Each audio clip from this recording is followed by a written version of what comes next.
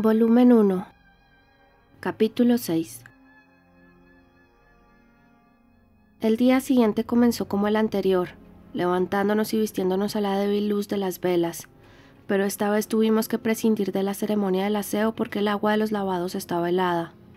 Había cambiado el tiempo la noche anterior, y el gélido viento del noreste, que silbó entre los resquicios de las ventanas del dormitorio toda la noche, nos hizo tiritar en nuestras camas y convirtió el agua de los jarros en hielo. Antes de acabar la larga hora y media de oraciones y lectura de la Biblia, creí morirme de frío. Por fin llegó la hora del desayuno, y aquella mañana no estaba quemada la avena. La calidad era pasable, pero la cantidad escasa. ¿Qué porción más pequeña me había correspondido? Hubiera querido tomar el doble.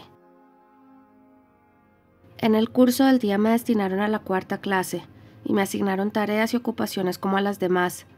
Hasta entonces había sido espectadora de la vida de Lowood, pero a partir de ese momento había de convertirme en partícipe. Al principio, al no tener costumbre de memorizar, las lecciones me parecieron largas y arduas.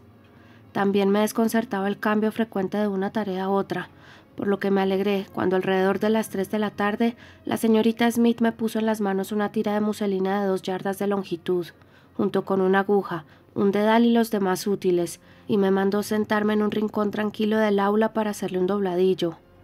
En ese momento la mayoría de las alumnas también estaban cosiendo, pero todavía había un grupo leyendo alrededor de la silla de la señorita Scatcherd, y en el silencio que reinaba se podía oír el tema de su lección, cómo respondía cada una y los reproches o recomendaciones de la señorita Scatcherd ante cada actuación.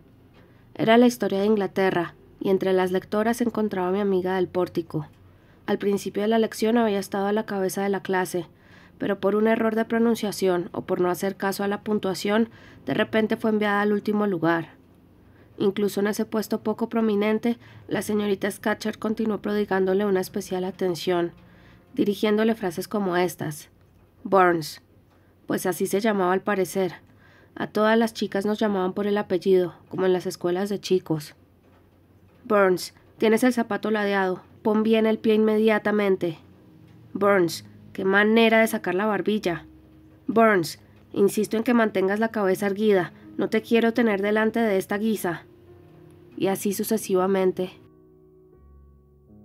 Cuando hubieron leído 2 veces el capítulo, las chicas cerraron los libros y se prepararon para contestar a las preguntas. La lección había versado sobre parte del reinado de Carlos I, y las preguntas fueron acerca de tonelajes, gravámenes y fletes, que la mayoría parecía no saber contestar. Sin embargo, cada pregunta era resuelta al instante por Burns, cuya memoria parecía haber retenido la esencia de todo el texto y por lo tanto contestó correctamente a todos los puntos. Yo esperaba que la señorita Scatcherd elogiara su atención, en vez de lo cual gritó de repente: ¡Qué chica más sucia y desagradable! ¿No te has limpiado las uñas hoy? El silencio de Burns, que no contestó, me sorprendió. ¿Por qué no explica que no ha podido ni limpiarse las uñas ni lavarse la cara ya que el agua estaba helada? Pensé. La señorita Smith requirió mi atención, pidiéndome que le sujetara una madeja de hilo, y mientras ella hacía ovillos, me hablaba de vez en cuando, preguntándome si había ido antes a la escuela, si sabía bordar, coser y tejer. No pude seguir enterándome de los movimientos de la señorita Scatcherd hasta que hube terminado. Cuando regresé a mi puesto, esta última impartió una orden cuyo significado no cogí, pero Burns abandonó el aula enseguida para ir a un cuartucho interior donde se guardaban los libros, de donde volvió al instante llevando en la mano una vara. Entregó a la señorita Scatcherd ese siniestro instrumento con una reverencia, y serenamente, sin que se lo mandaran, desabrochó su delantal. La señorita Scatcherd la asestó en el acto y con vigor una docena de golpes en el cuello con la vara. Burns no derramó ni una lágrima, ni cambió en nada la expresión de su cara, como pude observar durante una pausa que tuve que hacer en mi costura, porque mis dedos temblaban de furia impotente e inútil ante ese espectáculo. «Muchacha rebelde», exclamó la señorita Scatcherd. «No hay manera de corregir tus costumbres desaliñadas. Llévate la vara». Burns obedeció. Observándola detenidamente cuando salió del cuarto de los libros, Vi cómo guardaba en el bolsillo el pañuelo y que todavía brillaba en su mejilla la huella de una lágrima. La hora de recreo por la tarde me parecía el rato más agradable del día en Lowood. El pedazo de pan y el trago de café servidos a las 5 renovaban nuestra vitalidad si no saciaban nuestro apetito. Se relajaba la tensión del día y el aula parecía más cálida que por la mañana, ya que se permitía que ardieran los fuegos con más vigor para suplir la falta de las velas, aún no encendidas. Al anochecer, la algarabía tolerada y la confusión de muchas voces nos daban una sensación placentera de libertad. En la tarde del día que presencié el castigo impartido por la señorita Scatcherd a su alumna Burns, deambulé sin compañía entre los bancos y mesas de grupos alegres de chicas, pero sin sentirme sola. Cuando pasaba por delante de las ventanas, de vez en cuando levantaba las persianas para mirar afuera, donde caía mucha nieve, tanta que formaba montoncitos en las lunas inferiores, y acercando el oído al cristal, podía distinguir del alegre alboroto de dentro el aullido desconsolado del viento en el exterior. Con toda probabilidad de haberme separado recientemente de una buena casa y de unos padres bondadosos, esta habría sido la hora en que más los hubiera echado de menos. El viento me habría entristecido y el oscuro caos habría perturbado mi tranquilidad, pero siendo otro mi caso, me proporcionaron ambas cosas una extraña emoción, y sintiéndome temeraria y febril, hubiera deseado que el viento aullase más fuertemente, que se incrementase la oscuridad y que la confusión se convirtiese en clamor. Saltando por encima de los bancos y deslizándome por debajo de las mesas, me aproximé a una de las chimeneas, donde encontré a Burns, arrodillada junto al guardafuegos alto de alambre y absorta en la lectura de un libro a la débil luz de las brasas. ¿Todavía estás con Racelas?, le pregunté al acercarme. Sí, dijo, y acabo de terminarlo. 5 minutos más tarde lo cerró, con mucho gusto por mi parte. Ahora, pensé, quizá consiga hacerla hablar. Me senté a su lado en el suelo. ¿Cuál es tu nombre de pila? Ellen. ¿Vienes de lejos? Del norte, cerca de la frontera con Escocia. ¿Volverás alguna vez? Espero que sí, pero nadie puede saber seguro lo que pasará en el futuro. Debes de tener ganas de abandonar Lowood. No, ¿por qué? Me enviaron aquí para educarme, y sería inútil marcharme antes de lograr ese objetivo. Pero esa profesora, la señorita Scatcherd, te trata con tanta crueldad. ¿Crueldad? En absoluto. Es muy estricta y le disgustan mis defectos. Si yo estuviera en tu lugar lo odiaría, me resistiría a sus castigos. Si me pegara con la vara, la arrancaría de sus manos y la rompería delante de sus narices. Probablemente no lo harías, pero si lo hicieras, el señor Brocklehurst te expulsaría de la escuela, y eso apenaría mucho a tu familia. Es mucho mejor aguantar con paciencia un dolor que solo tú sientes, que precipitarte a hacer algo cuyas consecuencias afectarían a toda tu familia. Además, la Biblia nos enseña a devolver bien por mal. Pero parece vergonzoso que te azoten y te manden estar de pie en el centro de una habitación llena de personas, a ti, que eres tan mayor. Yo soy mucho más pequeña y no lo soportaría. Sin embargo, sería tu obligación soportarlo si no puedes evitarlo. Es tonto decir que no puedes soportar lo que te depara el destino.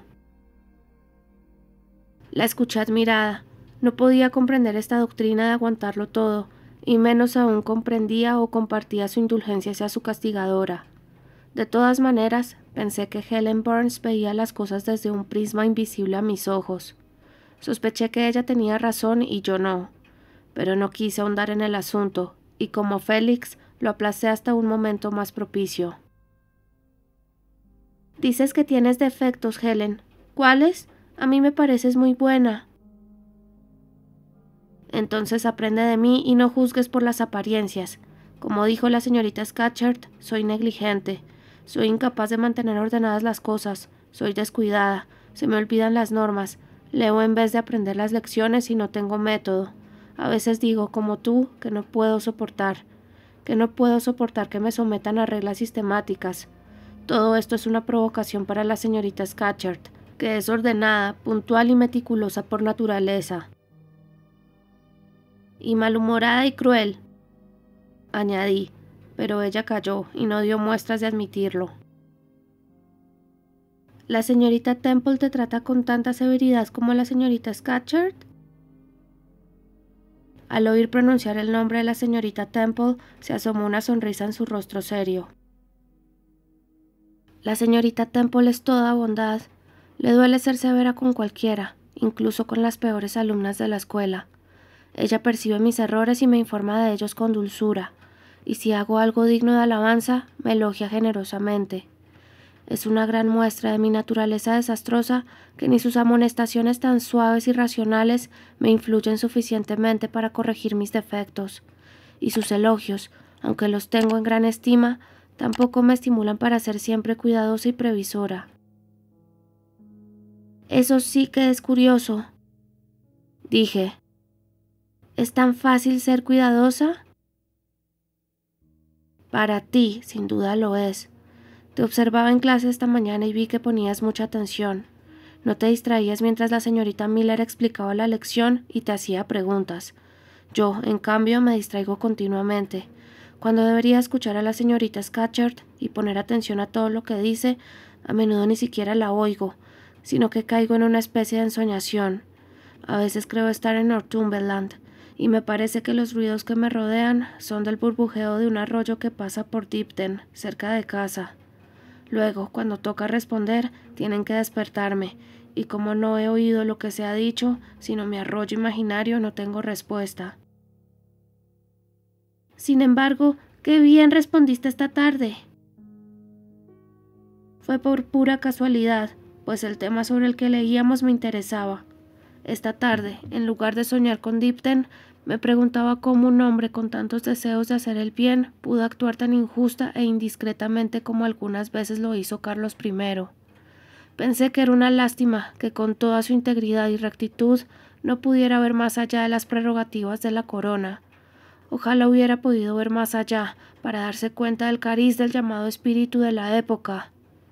No obstante, me gusta Carlos I, lo respeto y lo compadezco, pobre rey asesinado. Sus enemigos fueron peores, ya que derramaron sangre que no tenían derecho a derramar. ¿Cómo se atrevieron a asesinarlo? Helen hablaba para sí, pues se había olvidado de que no la entendía, de que era casi ignorante del tema del que hablaba. La hice regresar a mi nivel.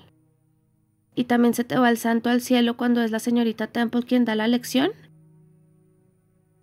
No, la verdad es que no muchas veces, porque la señorita Temple suele decir cosas más nuevas que mis propias reflexiones. Me resulta especialmente agradable el lenguaje que utiliza, y la información que comunica a menudo es exactamente lo que yo quiero saber. Entonces, ¿con la señorita Temple eres buena? Sí, de manera pasiva. No me esfuerzo, sino que sigo mis inclinaciones. La bondad de ese tipo no tiene mérito.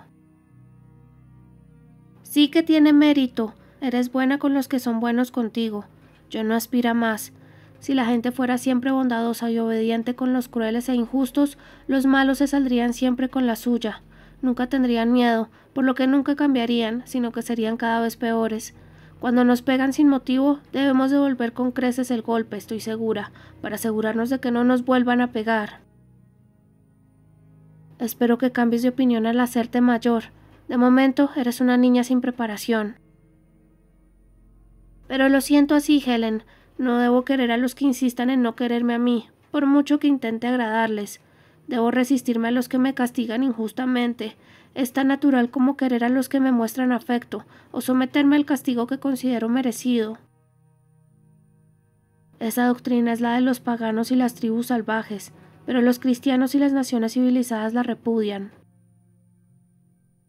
¿Cómo? No entiendo. No es la violencia lo que vence al odio, ni la venganza lo que cura mejor la injuria. Entonces, ¿qué es? Lee el Nuevo Testamento y fíjate en lo que dice Jesucristo y en cómo actúa. Haz de sus palabras tu norma y de su conducta tu ejemplo. ¿Qué dice? Ama a tus enemigos, bendice a los que te maldigan, haz el bien a los que te odien y traten mal.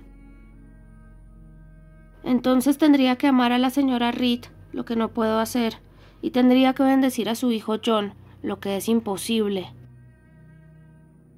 A su vez, Helen Burns me pidió que me explicara, y me puse enseguida a contar atropelladamente la historia de mis penas y resentimientos. Amargada y agresiva cuando me excitaba, hablé tal como sentía, sin reserva ni cortapisas. Helen me escuchó pacientemente hasta el final. Yo esperaba que hiciera algún comentario, pero nada dijo. «Bueno», pregunté impaciente, «¿no es una mujer mala y sin sentimientos la señora Reed?» «No dudo de que te haya tratado mal, porque no le gusta tu tipo de carácter, como ocurre entre la señorita Scatcherd y yo. Pero con qué detalle recuerdas todo lo que te ha hecho. Qué impresión más profunda parece haberte causado su injusticia. Ningún maltrato marca tan a fondo mis sentimientos. ¿No serías más feliz si intentaras olvidar su severidad y las emociones tan apasionadas que te inspiraba? Creo que la vida es demasiado corta para pasarla fomentando la mala voluntad y recordando los agravios. Todos estamos cargados de defectos en este mundo, y así debe ser. Pero pronto llegará el momento de deshacernos de ellos, cuando nos deshagamos de nuestros cuerpos corruptibles. El envilecimiento y el pecado nos abandonarán junto con nuestros pesados cuerpos, y solo quedará el resplandor del espíritu, el impalpable principio de la vida y del pensamiento, tan puro como cuando salió de nuestro Creador para darnos vida. Regresará al lugar de donde salió, quizás para llegar a ser más noble que el hombre, quizás para pasar por escalas de gloria, desde la pálida alma humana hasta fundirse con el serafín.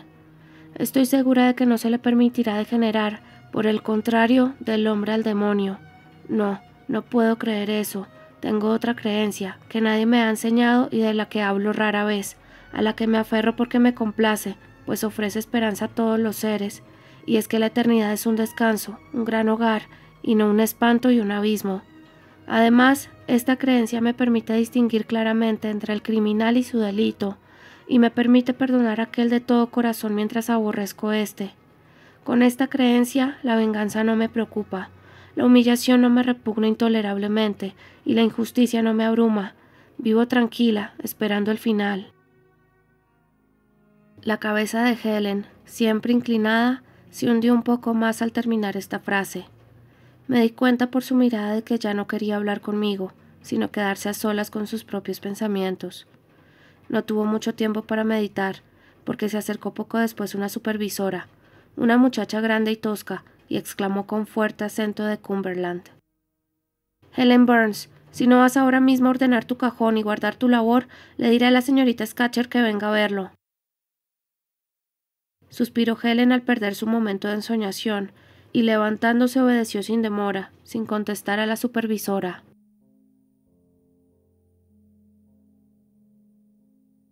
Volumen 1. Capítulo 7. Mi primer trimestre en Lockwood me pareció un siglo, y no precisamente el siglo de oro. Consistió en una lucha tediosa con las dificultades de acostumbrarme a nuevas normas y tareas inusitadas. Me inquietaba más el temor del fracaso en estas cuestiones que la dureza física de mi vida, que no era poca. Durante enero, febrero y parte de marzo, las grandes nevadas y más tarde el deshielo hicieron casi impracticables los caminos, por lo que solo salíamos del jardín para la iglesia. Sin embargo, dentro de esos muros teníamos que pasar una hora al aire libre cada día. Nuestras ropas eran insuficientes para protegernos del frío intenso. No teníamos botas, y la nieve se metía dentro de nuestros zapatos y se derretía. Las manos sin guantes se nos entumecían y se nos llenaban de saballones, y los pies también. Recuerdo claramente la desazón enloquecedora que padecía por este motivo cuando se me inflamaban los pies por las noches, y el tormento de introducir en los zapatos por las mañanas los dedos agarrotados e hinchados. La escasa cantidad de comida también era motivo de angustia. Nosotras, con el apetito que corresponde al desarrollo infantil, apenas recibíamos bastante para mantener con vida a un inválido. Esta falta de alimentos generaba el abuso de las chicas más jóvenes por parte de las mayores, que cuando tenían ocasión privaban a aquellas de su ración con zalemas o amenazas. Muchas veces, habiendo repartido entre dos pretendientes el trozo de pan moreno de la merienda y sacrificado la mitad de la taza de café a otra, me tragaba el resto con lágrimas furtivas provocadas por el hambre. Los domingos de invierno eran días melancólicos. Debíamos caminar 2 millas hasta la iglesia de Brocklehurst, donde celebraba el servicio nuestro protector. Salíamos con frío y llegábamos con más aún, y durante el rito matutino casi nos quedábamos paralizadas. Estaba demasiado lejos para regresar a almorzar, así que entre servicio y servicio nos administraban una ración de fiambre, en las mismas cantidades exiguas que de costumbre. Al término de la ceremonia vespertina volvíamos por una carretera accidentada y expuesta al gélido viento invernal, que soplaba por encima de una cordillera de montañas nevadas del norte, casi despellejándonos las caras. Recuerdo a la señorita Temple caminando ligera y veloz entre nuestras filas de caídas, arropada con su capa de cuadros, que aletaba al viento, alentándonos con sus palabras y su ejemplo a mantenernos animadas y marchar, como decía, como fornidos soldados. Las otras pobres profesoras estaban, por lo general, demasiado abatidas para intentar ponerse a animar a las demás. Qué ganas teníamos de acercarnos al resplandor y el calor de un fuego vivo cuando regresáramos. Pero este placer nos era negado, por lo menos a las más pequeñas, pues las chimeneas del aula eran rodeadas en el acto por una fila doble de muchachas mayores, y detrás quedábamos las pequeñas en grupitos, los brazos ateridos envueltos en delantales. La hora de la merienda traía un poco de consuelo bajo la forma de una doble ración de pan, una rebanada entera y no media, con el regalo añadido de una fina capa de mantequilla. Era el banquete semanal, esperado por todas de domingo a domingo. Solía arreglármelas para quedarme con una porción de esta liberal colación, aunque invariablemente me obligaban a sacrificar el resto. Pasábamos la noche del domingo recitando de memoria el catecismo y los capítulos 5, 6 y 7 de San Mateo, y escuchando un largo sermón leído por la señorita Miller, cuyos bostezos incontenibles delataban su cansancio.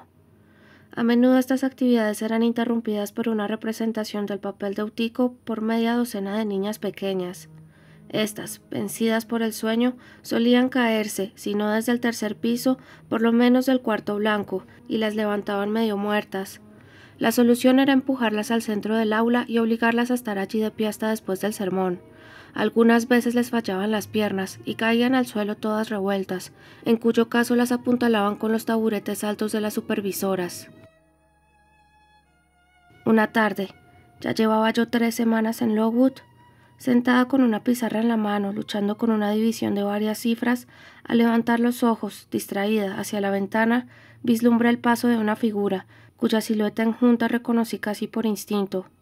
Cuando 2 minutos más tarde se levantó toda la escuela en masa, incluidas las profesoras, no hizo falta que mirase para saber a quién saludaban de aquella manera. Cruzó el aula de 2 zancadas y se detuvo al lado de la señorita Temple, también de pie, la misma columna negra que me había contemplado tan amenazadora sobre la alfombra de Gateshead. Miré de reojo aquella obra arquitectónica. Había acertado. Era el señor Brocklehurst, con un abrigo abrochado hasta arriba y con un aspecto más largo, estrecho y rígido que nunca. Tenía mis propias razones para estar preocupada por aquella aparición. Recordaba demasiado bien las insinuaciones alevosas de la señora Reed sobre mi carácter, y la promesa hecha por el señor Brocklehurst de informar a la señorita Temple y las profesoras de mi naturaleza perversa. Todo ese tiempo había temido el cumplimiento de esta promesa. Había esperado a diario la llegada del hombre que iba a venir, cuyos informes sobre mi vida y obras pasadas habían de tacharme para siempre de niña malvada. Ya había llegado. Se puso al lado de la señorita Temple hablándole al oído. No dudé de que le estuviera revelando mi vileza, y la vigilé con penosa ansiedad, esperando cómo, en cualquier momento, me volvería sus ojos oscuros llenos de rechazo y desprecio. También aguzé el oído, y como estaba sentada cerca de donde estaban ellos, oí la mayor parte de lo que dijo, lo que alivió momentáneamente mi preocupación. «Supongo, señorita Temple, que servirá el hilo que compré en Lowood. Me pareció que era precisamente de la calidad adecuada para las camisetas de percal, y elegí las agujas para el mismo fin. Dígale a la señorita Smith que se me olvidó apuntar las agujas de surcir. pero le enviaré algunos paquetes la próxima semana, y que de ninguna manera debe repartir más de una a la vez por alumna, ya que si tienen más, son descuidadas y las pierden. Y por cierto, señorita, quisiera que se cuidase mejor de las medias de lana. La última vez que estuve aquí, me acerqué a la huerta para examinar la ropa tendida, y había bastantes medias negras en mal estado. A juzgar por el tamaño de los agujeros que tenían, pude ver que no habían sido bien remendadas. Hizo una pausa. Se seguirán sus instrucciones, señor, dijo la señorita Temple. Y señorita, continuó, la lavandera me cuenta que a algunas chicas les dan 2 cuellos por semana. Es demasiado, pues las normas establecen uno solo. Creo que puedo explicárselo, señor. A Agnes y Catherine Johnston, unos amigos las invitaron a tomar el té en Lawton el jueves pasado, y yo les di permiso para ponerse cuellos limpios para la ocasión. El señor Brocklehurst asintió con la cabeza. Por esta vez lo pasaré por alto, pero procure que no ocurra muy a menudo. Y otra cosa me sorprendió también. Me he enterado, por el ama de llaves, de que 2 veces en los últimos 15 días se ha servido a las chicas un refrigerio de pan y queso. ¿Cómo puede ser eso? He repasado las normas y no he encontrado ninguna referencia a los refrigerios. ¿Quién ha inducido esta innovación y con qué autoridad? Debe considerarme responsable a mí, señor, contestó la señorita Temple. El desayuno fue tan malo que no pudieron comerlo las alumnas, y no me atreví a dejarlas en ayunas hasta la hora de comer.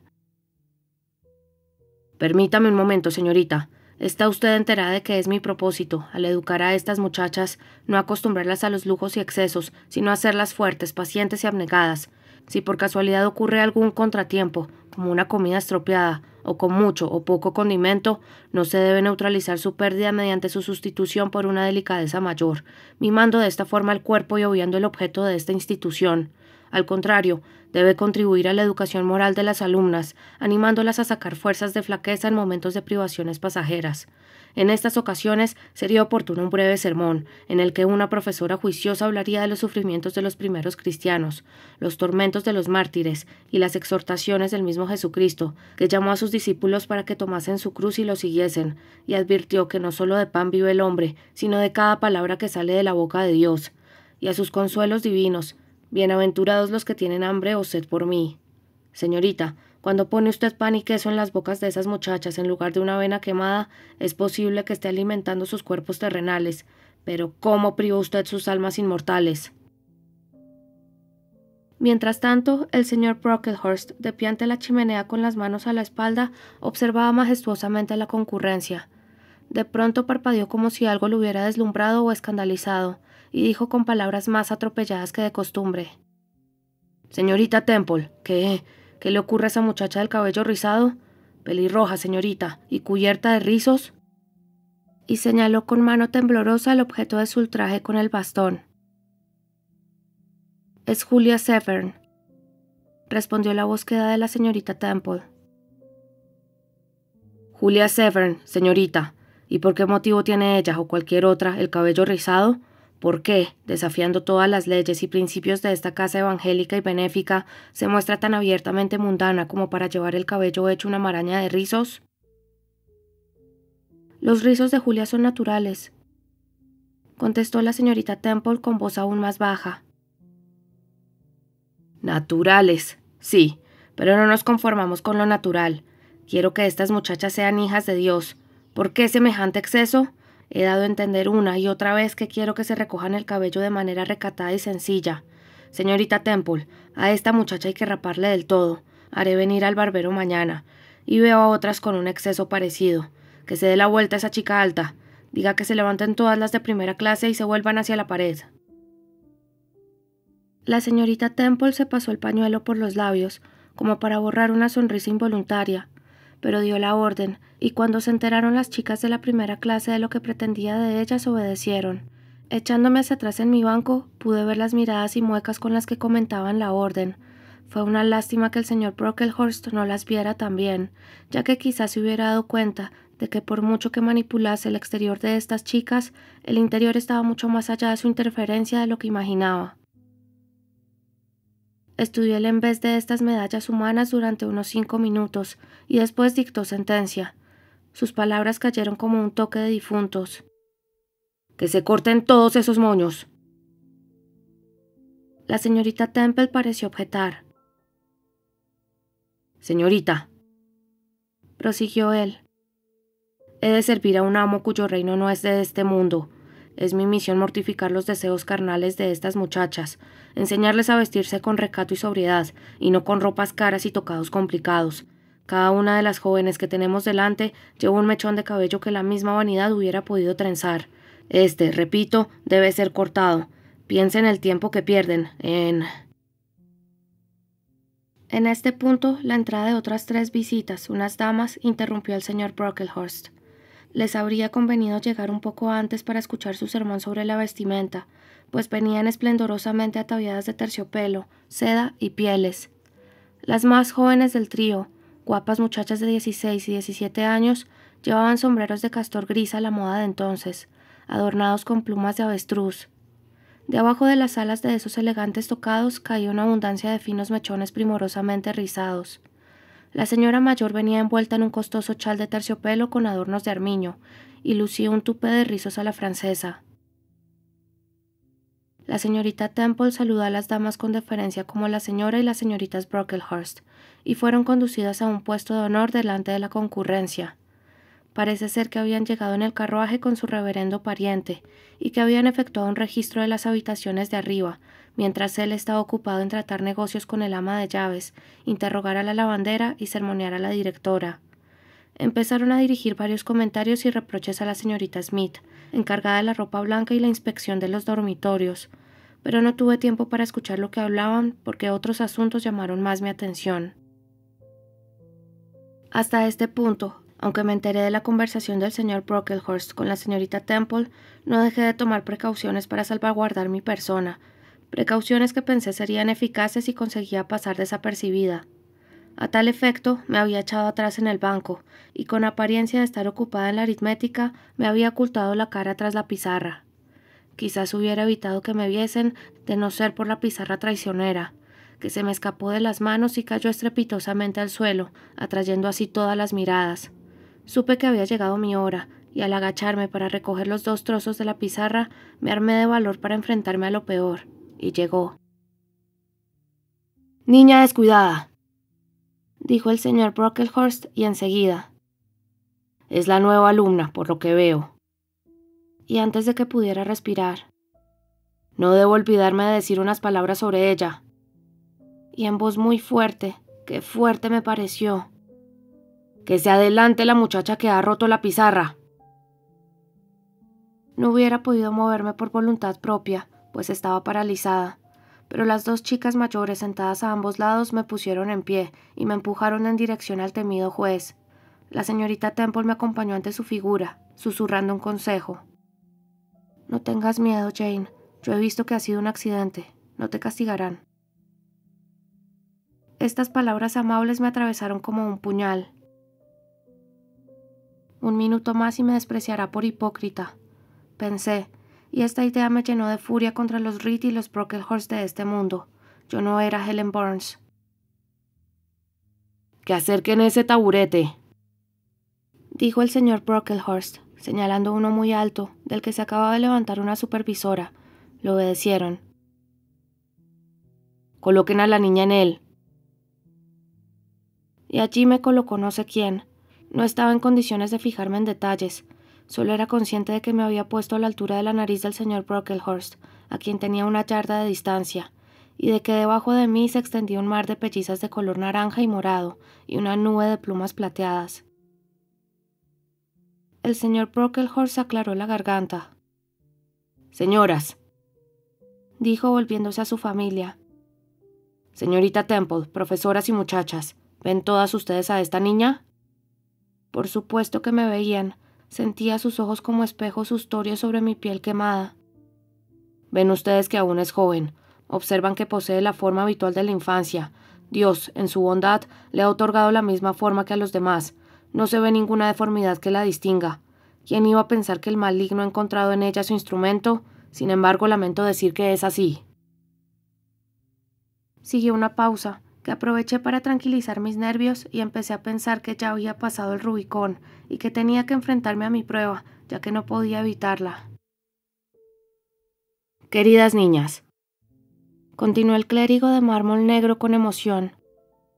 Esta es una ocasión triste y melancólica, porque es mi deber advertirles que esta niña, que había podido ser el Cordero de Dios, se halla descarriada. No es un miembro del verdadero rebaño, sino una intrusa. Deben guardarse de ella y rehuir su ejemplo. Evitan su compañía. Si hace falta, exclúyanla de sus juegos y conversaciones. Profesoras, vigílenla.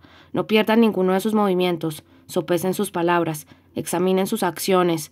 Castiguen su cuerpo para salvar su alma, si tal salvación es posible, ya que, mi lengua titubea al decirlo, esta jovencita, nativa de una tierra cristiana, peor que muchas paganas que rezan a Brahma y se arrodillan a Krishna, esta niña es una embustera.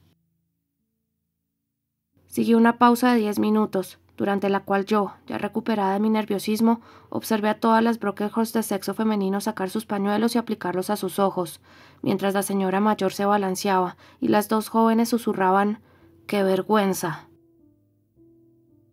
El señor Brocklehurst continuó. Su benefactora me lo contó, esa señora pía y caritativa que la adoptó siendo huérfana, como si fuera hija propia, y cuya bondad y generosidad pagó con tan tremenda ingratitud que su excelente patrocinadora se vio obligada a apartarla de sus verdaderos hijos, por si su perverso ejemplo contaminase su pureza. La ha enviado aquí para ser curada, como los antiguos judíos mandaban a los enfermos al lago Besata. Les ruego, profesoras y directora, que no permitan que las aguas se estanquen a su alrededor. Con esta sublime conclusión, el señor Brocklehurst se abrochó el botón superior del abrigo, murmuró algunas palabras a sus familiares, que se levantaron e hicieron una reverencia a la señorita Temple, después de lo cual todas estas personas importantes salieron ceremoniosamente de la habitación. Volviéndose en la puerta, habló mi juez. Que se quede media hora en el taburete y que no le dirija la palabra a nadie durante el resto del día.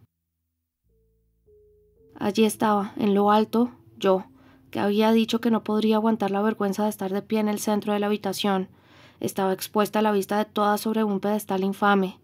No existe lenguaje para describir mis sensaciones, que se atropellaron de golpe, quitándome el aliento y oprimiéndome la garganta. En ese momento pasó una muchacha y levantó los ojos para mirarme. Qué luz tan extraña los iluminaba, qué sensación tan extraordinaria me embargó, cómo me animó esa nueva sensación. Era como si hubiera pasado un mártir, un héroe, ante un esclavo o víctima, llenándole de fuerza. Reprimí la histeria que sentí, alcé la cabeza y me afiancé en el taburete. Helen Burns hizo una pregunta trivial sobre su trabajo a la señorita Smith, que la riñó por su insignificancia, después de lo cual regresó Helen a su puesto, sonriéndome al pasar de nuevo. ¡Qué sonrisa! La recuerdo claramente, y sé que era la manifestación de un intelecto agudo y de verdadero valor, que iluminó sus facciones acusadas, su rostro delgado, sus ojos grises hundidos como el reflejo de un ángel. Sin embargo, en ese momento Helen Burns llevaba en el brazo el distintivo de desordenada. Apenas una hora antes había oído a la señorita Scatcherd condenarla a un almuerzo de pan y agua al día siguiente, por haber manchado de tinta un ejercicio al copiarlo. Tal es la naturaleza imperfecta del hombre. Tales manchas existen en los planetas más perfectos, y ojos como los de la señorita Scatcherd solo ven las pequeñas imperfecciones y no son capaces de apreciar todo su brillo.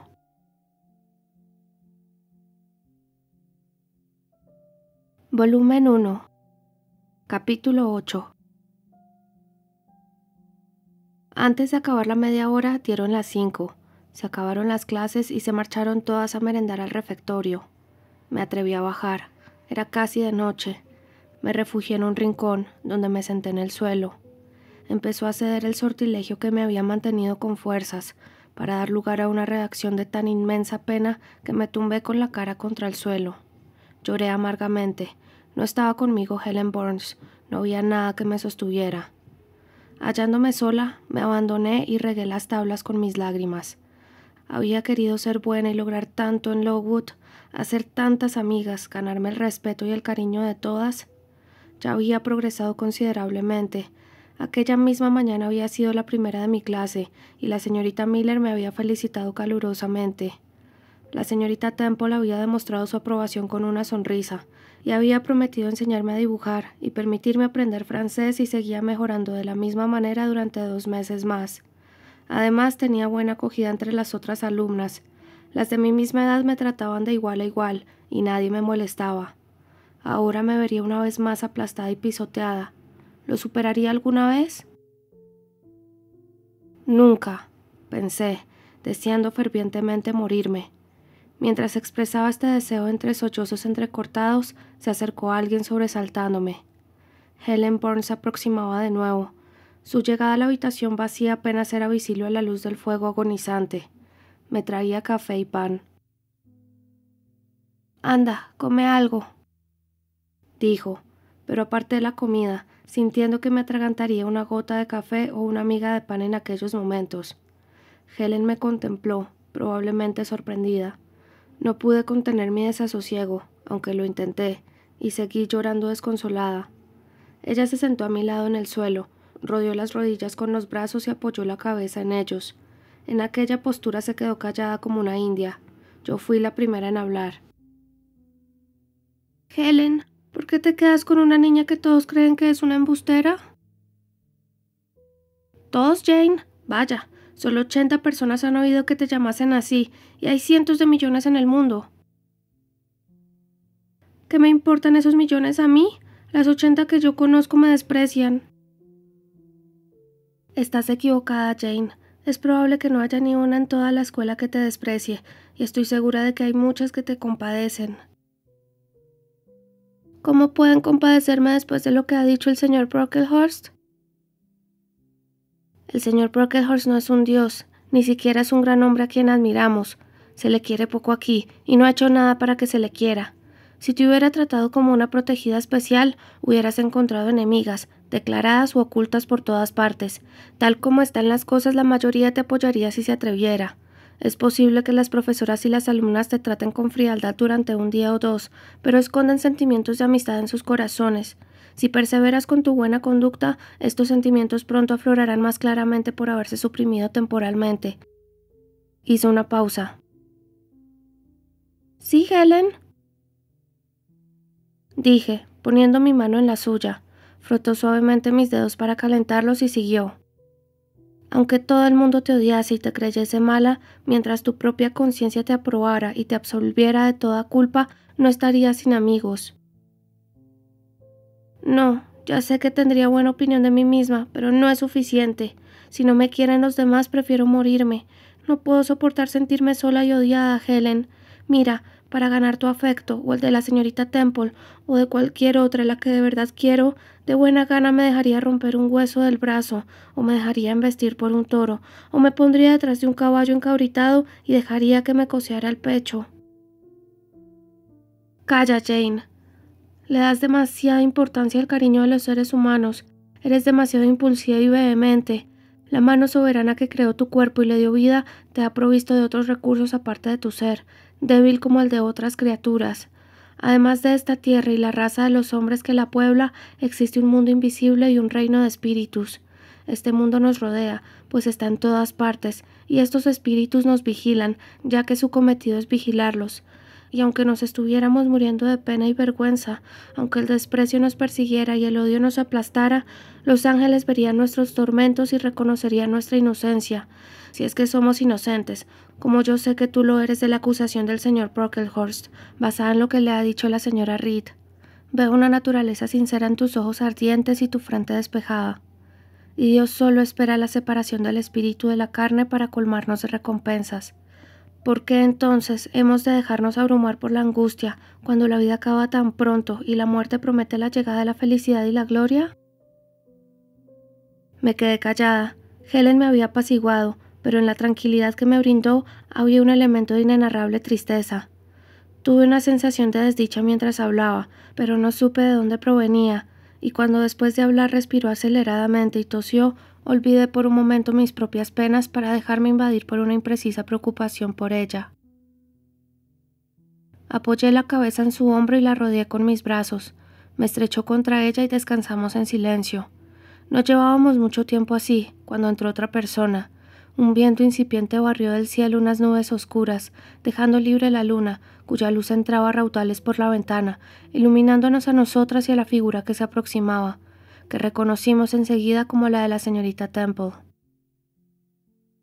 «He venido adrede a buscarte, Jane Eyre», dijo. «Quiero que vengas a mi cuarto, ya que está contigo Helen Burns, que venga ella también». Seguimos a la directora, pasando por intrincados pasillos y subiendo una escalera antes de llegar a su habitación, donde ardía un buen fuego que le daba un aspecto alegre.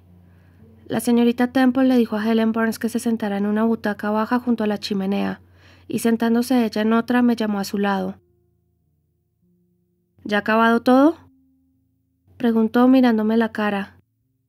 «¿Has lavado tus penas con tantas lágrimas?». «Me temo que nunca podré hacer eso». «¿Por qué?». «Porque me han acusado injustamente, y ahora usted, señorita, y todas las demás pensarán que soy mala». «Pensaremos de ti lo que tú nos demuestres ser, niña.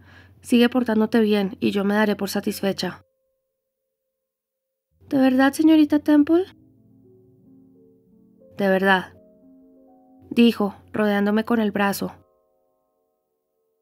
«Y ahora dime, ¿quién es esa señora a la que el señor Brocklehurst llama tu benefactora?». «La señora Reed, esposa de mi tío. Mi tío está muerto, y la dejó encargada de cuidarme». «Entonces, ¿no te adoptó por su propio gusto?». «No, señorita.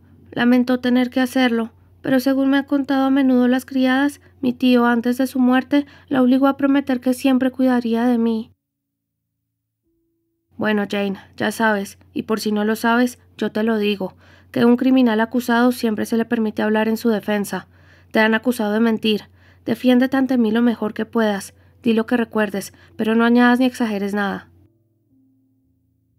En el fondo de mi corazón resolví ser de lo más moderada y exacta. Reflexioné unos minutos para ordenar coherentemente lo que iba a decir, y le conté toda la historia de mi triste infancia.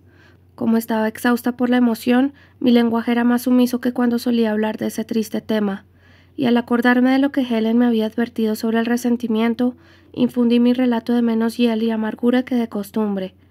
Contenida y simplificada de esta manera, pareció más creíble, y me dio la impresión al narrarlo de que creía plenamente en la señorita Temple.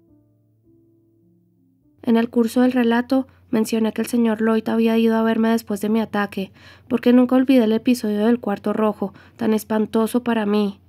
Al contarlo, era casi inevitable que me dominase la emoción, porque nada podía suavizar mi recuerdo del espasmo de angustia que me embargó cuando la señora Reed ignoró mi súplica de perdón y me encerró por segunda vez en el cuarto oscuro y embrujado. Cuando acabé, me miró la señorita Temple durante unos cuantos minutos en silencio y después dijo: «He oído hablar del señor Lloyd. Le escribiré, y si su respuesta corrobora tu versión, haré que te absuelvan públicamente de todas las acusaciones. Por lo que a mí respecta, ya estás absuelta, Jane». Me dio un beso y me mantuvo a su lado, donde yo estaba muy a gusto, pues sentí el placer infantil al contemplar su rostro, su vestido, sus escasos adornos, su frente clara, sus rizos brillantes y sus ojos oscuros y risueños. Mientras se dirigía a Helen Burns: «¿Cómo estás tú esta noche, Helen? ¿Has tosido mucho hoy?». «Creo que no demasiado, señorita».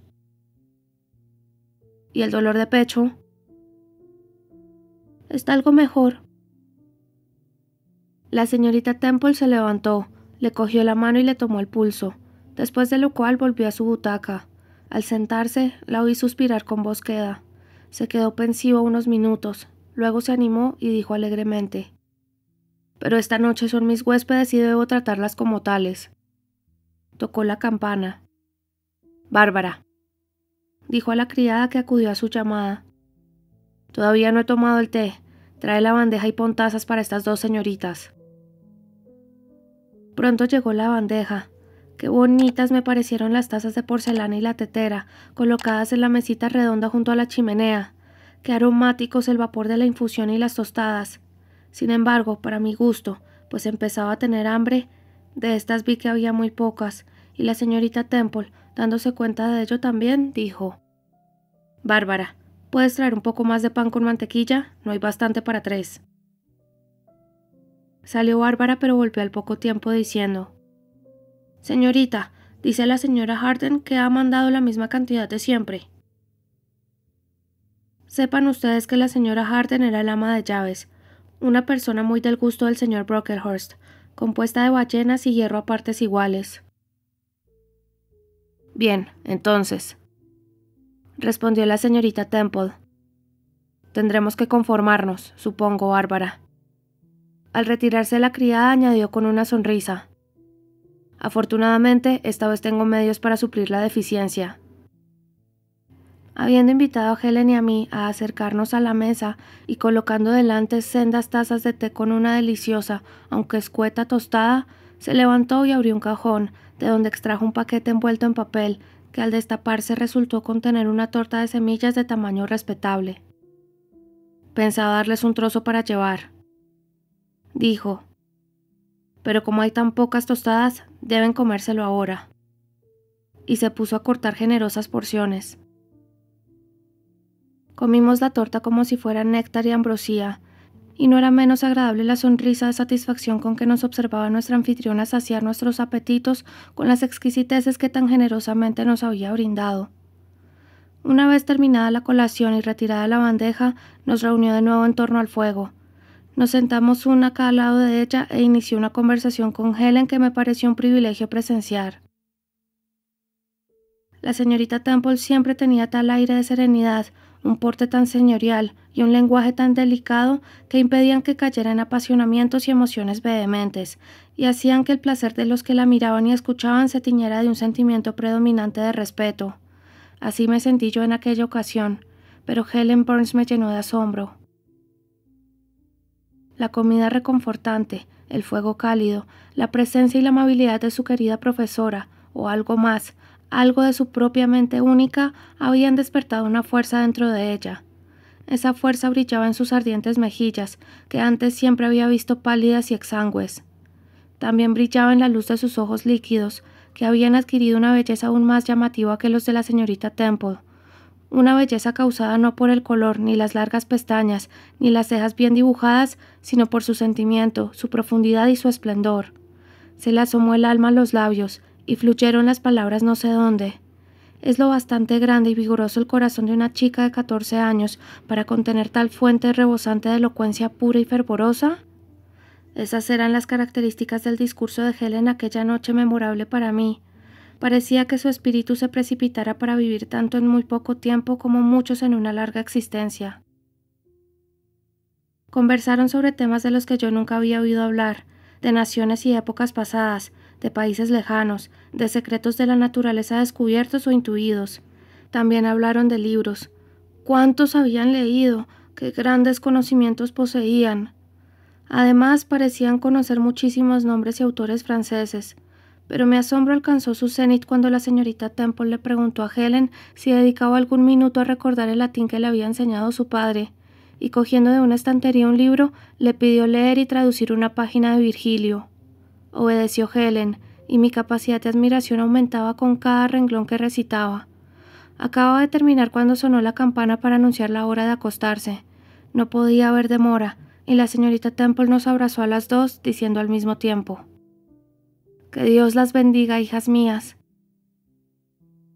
Abrazó a Helen un rato más que a mí, la soltó de mala gana, la siguió con la vista hasta la puerta, suspiró apenada por ella, y por ella enjuagó una lágrima en su mejilla. Al llegar al dormitorio, oímos la voz de la señorita Scatcherd, que estaba registrando los cajones. Acabamos de abrir el de Helen Burns, y cuando entramos, saludó a Helen con un mordaz reproche, y le dijo que al día siguiente habría de llevar media docena de prendas mal dobladas sujetas en el hombro. «Mis cosas están siempre realmente desordenadas», murmuró Helen en mi oído. «Pensaba ordenarlas, pero se me olvidó». A la mañana siguiente, la señorita Scatcherd escribió con letras claras la palabra desaliñada en un trozo de cartón, que fijó como si fuera un amuleto en la amplia frente dócil, bondadosa e inteligente de Helen. Lo llevó ésta hasta la noche, pacientemente y sin resentimiento, considerándolo un castigo merecido. En cuanto se retiró la señorita Scatcherd, después de las clases de la tarde, corrí hacia Helen, Lo arranqué y lo tiré al fuego. La rabia que ella era incapaz de sentir me había recomido el alma todo el día, y grandes lágrimas ardientes me quemaron las mejillas, porque el espectáculo de su triste resignación me llenó de una pena indecible. Aproximadamente una semana después de los incidentes relatados aquí, la señorita Temple recibió respuesta del señor Lloyd, al que había escrito. Parece ser que lo que dijo corroboró mi versión. La señorita Temple reunió a toda la escuela y anunció que se había investigado las acusaciones hechas contra Jane Eyre y que se complacía en declararla totalmente absuelta de todas las imputaciones. Las profesoras me estrecharon la mano y me besaron, y un murmullo de placer recorrió las filas de mis compañeras. Librada de esta manera de tan pesada carga, me puse enseguida a trabajar de nuevo, decidida a enfrentarme con todas las dificultades que se me presentasen. Me esforcé mucho, y mis esfuerzos tuvieron el éxito correspondiente. Mi memoria, de natural no muy buena, mejoró con la práctica, y los ejercicios me agudizaron la inteligencia. Al cabo de unas semanas me subieron de clase, y en menos de 2 meses se me permitió iniciarme en francés y dibujo. Aprendí los 2 primeros tiempos del verbo être, y ejecuté mi primer boceto de una casita, cuyos muros, dicho sea de paso, rivalizaron en inclinación con la torre de Pisa, en el mismo día. Aquella noche me olvidé de prepararme en la imaginación la cena de Barmecida, que consistía en patatas asadas o pan blanco y leche fresca, con la que solía distraer mi apetito insatisfecho. En lugar de eso, me deleité imaginando en la oscuridad dibujos perfectos, obra de mis propias manos. Casas y árboles, rocas y ruinas, grupos de vacas al estilo de Cuyp, delicadas pinturas de mariposas sobrevolando capullos de rosa, de pájaros picoteando cerezas maduras, de nidos de abadejo con huevos perlados, con guirnaldas de hiedra alrededor. También contemplaba la posibilidad de traducir fluidamente alguna vez un libro de cuentos en francés que me había mostrado Madame Pierrot ese día, pero me quedé plácidamente dormida antes de solucionar el problema con plena satisfacción. Bien pudo decir Salomón: mejor es comer hierbas con quienes nos aman que un buey con quienes nos odian. No habría cambiado Lockwood, con todas sus privaciones, por Gateshead, con sus lujos cotidianos.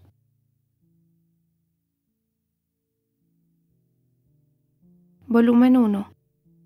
Capítulo 9. Pero las privaciones, o mejor dicho, las penalidades de Lockwood disminuyeron. Se acercaba la primavera, de hecho ya había llegado. Desaparecieron las escarchas invernales, se derritieron las nieves y se suavizaron los vientos cortantes.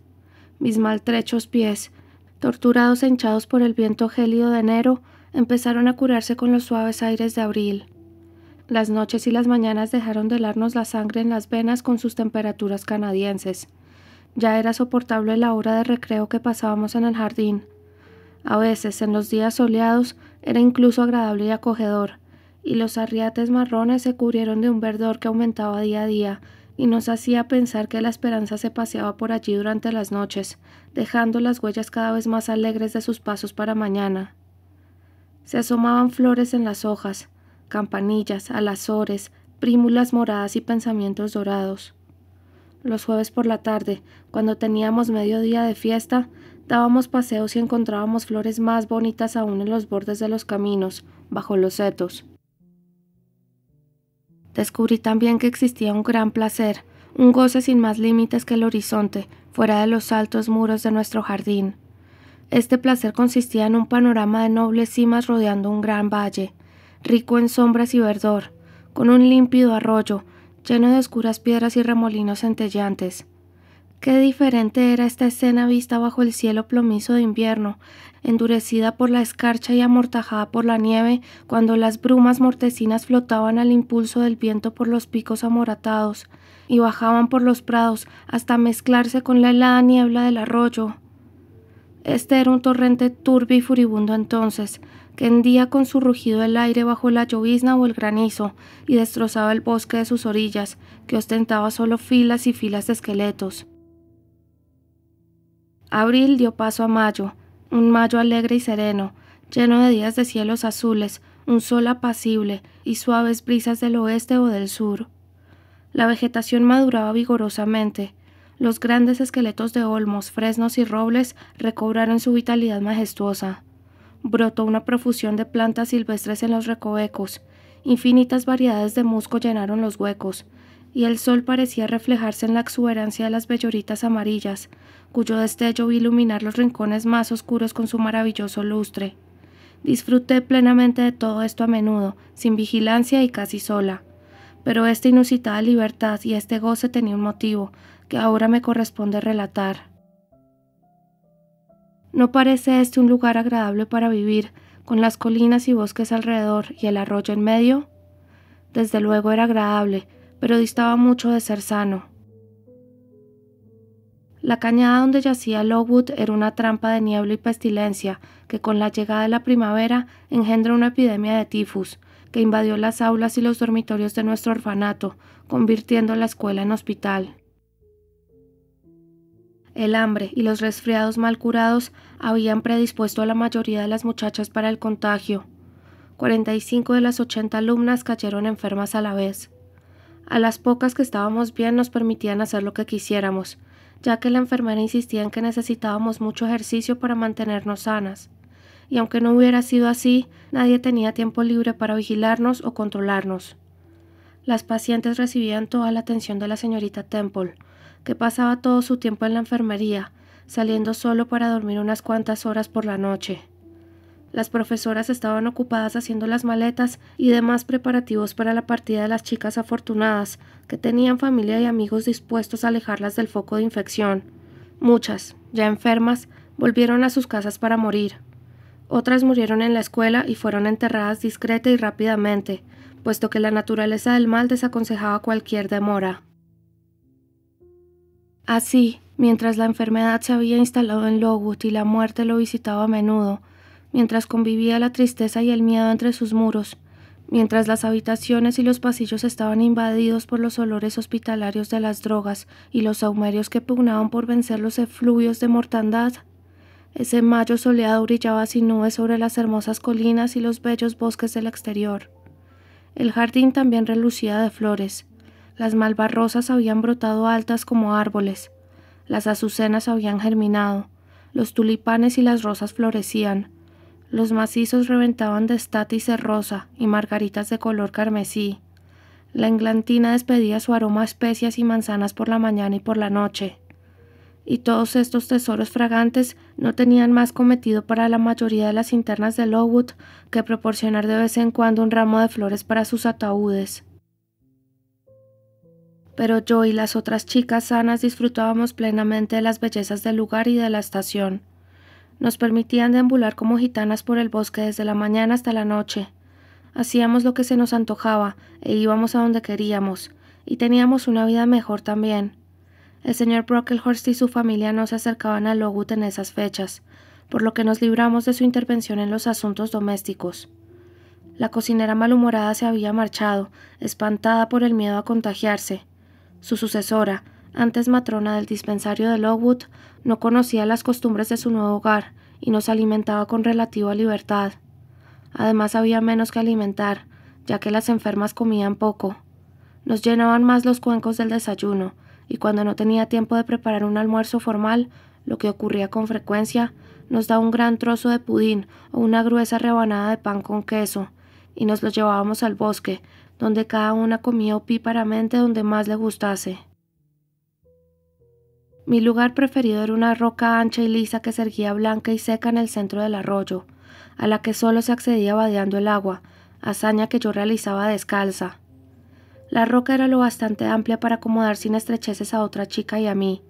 Ella era mi compañera predilecta en aquel entonces, una tal Mary Ann Wilson, un personaje perspicaz y observador, cuya compañía me deleitaba, en parte porque era ingeniosa y original, y en parte porque tenía una manera de ser que hacía que me sintiera cómoda. Unos cuantos años mayor que yo, sabía más del mundo y me contaba muchas cosas que me gustaba oír. Gratificaba mi curiosidad y era tolerante con mis defectos, permitiéndome dar rienda suelta a mi charloteo. Tenía el don de la narrativa y yo del análisis. A ella le gustaba dar información y a mí preguntar, por lo que nos llevábamos maravillosamente y sacábamos mucho placer, si bien poco provecho de nuestra compañía mutua. Mientras tanto, ¿dónde estaba Helen Burns? ¿Por qué no pasaba yo estos días de libertad con ella? ¿La había olvidado o era tan voluble que me había cansado de la pureza de su compañía? Es indudable que esta Mary Ann Wilson era inferior a mi primera amiga, ya que solo me contaba historias divertidas y se entregaba conmigo al chismorreo picante y mordaz que me complacía. En cambio, Helen, si la he relatado fielmente, estaba cualificada para dar a los que teníamos el privilegio de tratarla un ejemplo de cosas más elevadas.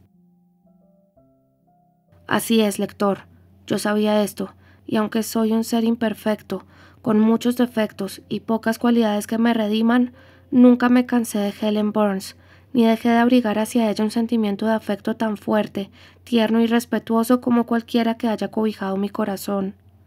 No podía ser de otro modo, puesto que Helen siempre y en todas las circunstancias me mostró una amistad serena y leal, nada agriada por el mal humor ni turbada por la irritación. Pero Helen estaba enferma. Llevaba unas cuantas semanas alejada de mi vista en no sabía qué habitación. Me dijeron que no estaba en la parte de la casa destinada al hospital de las enfermas de tifus, pues no era este su mal, sino la tisis. Yo, en mi ignorancia, pensé que la tisis era una cosa sin importancia y que los cuidados y el tiempo la curarían. Ratificó esta idea el hecho de que una o dos veces, en las tardes cálidas y soleadas, bajaba con la señorita Temple, que la sacaba al jardín, pero en esas ocasiones no se me permitió acercarme para hablar con ella. Solo la veía desde la ventana del aula, y no muy claramente, por hallarse ella envuelta en mantas y sentada muy lejos, en el pórtico. Una tarde a principios de junio me quedé largo rato en el bosque con Mary Ann. Nos habíamos separado de las demás, como de costumbre, y nos habíamos alejado mucho, tanto que nos perdimos, y tuvimos que preguntar el camino en una casita solitaria en que vivían un hombre y una mujer que cuidaban de una manada de cerdos semisalvajes que se alimentaban de bellotas en el bosque. Cuando regresamos, la luna había salido, y había un caballo que sabíamos era el médico en la puerta del jardín. Mary Ann comentó que suponía que alguien estaba muy enfermo si habían mandado a llamar al señor Bates a esas horas de la tarde. Ella entró en la casa, y yo me quedé unos minutos para plantar en mi parcela del jardín unas raíces que había arrancado del bosque, temerosa de que se marchitasen si las dejaba hasta la mañana siguiente. Una vez hecho esto, me rezagué aún un poco, porque las flores despedían un aroma muy dulce bajo el rocío, y la tarde era muy apacible y cálida. El resplandor del oeste auguraba buen tiempo para el día siguiente, y en el este la luna brillaba majestuosa.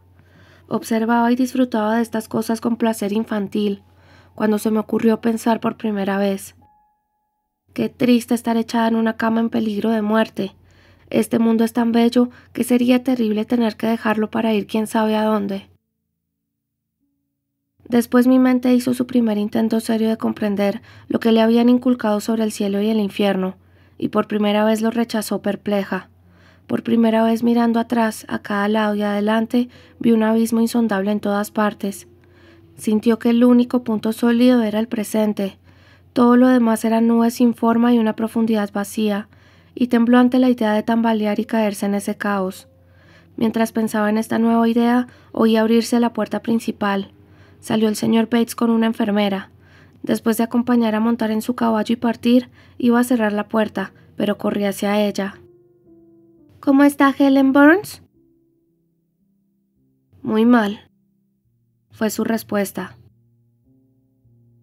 ¿Es a ella a quien ha visitado el señor Bates? Sí. ¿Y qué dice de ella? Dice que estará poco tiempo entre nosotros. Esta frase, si lo hubiese oído el día anterior, me habría transmitido sola la noción de que se la iban a llevar a su casa en Northumberland. No habría sospechado de qué significaba que se estaba muriendo, pero ahora lo supe en el acto. Comprendí claramente que los días de Helen Burns en este mundo estaban contados, que se la iban a llevar al mundo de los espíritus, si es que existía tal lugar. Experimenté una gran sensación de horror, seguida de un fuerte sentimiento de pesar, y después el deseo, la necesidad de verla, por lo que pregunté en qué cuarto estaba. Está en el cuarto de la señorita Temple, dijo la enfermera. ¿Puedo ir a hablar con ella? No, pequeña, no es buena idea. Y ahora debes entrar. Cogerás la fiebre si te quedas fuera bajo el rocío. La enfermera cerró la puerta principal. Yo entré por la puerta lateral que conducía al aula. Llegué justo a tiempo. La señorita Miller estaba llamando a las alumnas para acostarse. Podían ser 2 horas después, probablemente cerca de las 11, cuando, no habiendo podido conciliar el sueño y juzgando, por el silencio total que reinaba en el dormitorio, que todas mis compañeras yacían en los brazos de Morfeo, me levanté sigilosamente, me puse el vestido encima del camisón y me deslicé descalza fuera del dormitorio para ir en busca del cuarto de la señorita Temple. Estaba en el otro extremo de la casa, pero conocía el camino. La luz de la despejada luna estival, que se asomaba por las ventanas del corredor, me permitió encontrarlo sin dificultad. El olor de alcanfor y vinagre quemado me advirtió que me aproximaba a la enfermería, y pasé deprisa, temerosa por si la enfermera de noche me oía. La posibilidad de ser descubierta me horrorizaba, pues debía ver a Helen, debía abrazarla antes de que muriese, debía darle un último beso, intercambiar con ella una última palabra. Habiendo bajado una escalera, atravesado una parte del edificio y conseguido abrir y cerrar sin hacer ruido 2 puertas, me hallé ante otra escalera, que subí y por fin me encontré ante el cuarto de la señorita Temple. Se veía luz a través del ojo de la cerradura y por debajo de la puerta. Un profundo silencio invadía las inmediaciones. Acercándome, descubrí que la puerta estaba entreabierta, quizá para que circulase algo de aire en el cuarto mal ventilado de la enferma.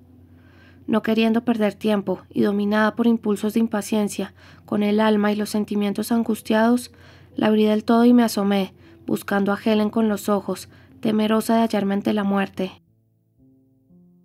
Cerca de la cama de la señorita Temple, medio oculta por las cortinas de ésta, se encontraba una camita. Vi la silueta de un cuerpo bajo las mantas, pero las cortinas ocultaban el rostro. La enfermera con la que había hablado en el jardín estaba dormida en un sillón. Una vela sin despabilar llameaba débilmente en la mesa. La señorita Temple no estaba a la vista. Después me enteré de que la habían llamado a atender a una paciente que deliraba en la enfermería. Me adelanté y me detuve junto a la cama. Tenía la mano en la cortina, pero prefería hablar antes de retirarla. Todavía me espantaba el horror de encontrarme con un cadáver. —¿Helen? —susurré. —¿Estás despierta?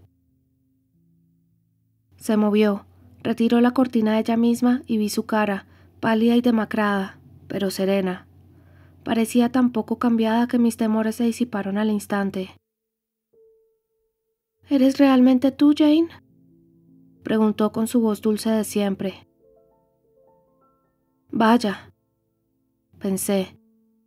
No va a morir. Están equivocados. No podría hablar tan tranquilamente ni tendría este aspecto apacible si así fuera. Me subí a la cama y le di un beso. Tenía la frente fría y la cara delgada y fría, como sus manos y muñecas, pero sonreía como antes. —¿Por qué has venido, Jane? Son más de las 11. He oído el reloj hace unos minutos. He venido a verte, Helen. Me he enterado de que estás muy enferma y no podía dormirme sin hablar antes contigo. Has venido a despedirte entonces. Es probable que hayas venido justo a tiempo. ¿Es que te marchas a algún sitio, Helen? ¿Te vas a casa? Sí, a mi casa eterna, mi casa final. No, no, Helen. Me detuve afligida. Mientras me esforzaba por reprimir mis lágrimas, a Helen le sobrevino un arrebato de tos. Sin embargo, no despertó a la enfermera. Cuando hubo pasado, quedó exhausta un rato y después susurró. Jane, estás descalza. Túmbate y tápate con la colcha. Así lo hice. Me rodeó con el brazo y me acurruqué junto a ella. Tras un largo silencio, prosiguió, aún susurrando.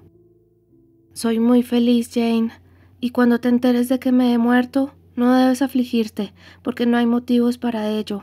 Todos hemos de morir algún día, y la enfermedad que se me lleva no es dolorosa, sino suave y lenta, y mi mente está descansada.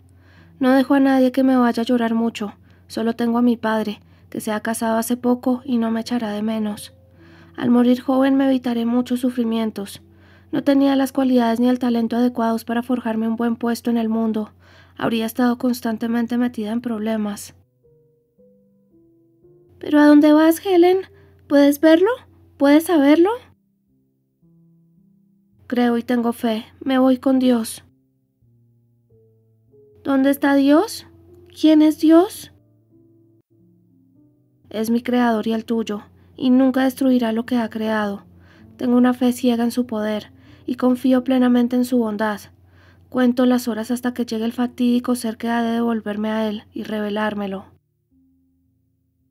Entonces, Helen, ¿estás segura de que existe el cielo y de que van allí las almas cuando se mueren?